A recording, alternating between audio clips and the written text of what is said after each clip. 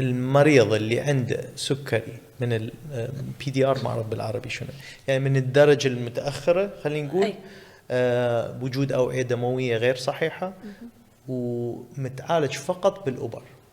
وهذا السيناريو يتكرر كل يوم بالعيادة. وهذول صراحة حتى علاجهم يصير صعب، يعني ما مسوي الليزر. طبعا الأوبرا أسهل من الليزر، واحد يقعد 10 دقائق، ربع ساعة، 20 دقيقة دا يسوي بي ار بي، فول بي ار بي همينة. مو هذا البي ار بي اللي هو نقطة هنا. انت تعرفين لازم احنا مرضان السكري مرضى يعني لما يجون متقدم كلش هواية. صحيح. we have very bad genetics. مالتنا الجينات كلش تعبانة، وعندنا يعني خطر السكري. يعني السكري عندنا مثل اندمك يعني تقريبا أكثر من 50% متغلغل بكافة من أنحاء المجتمع. صحيح. هو الضغط. صحيح.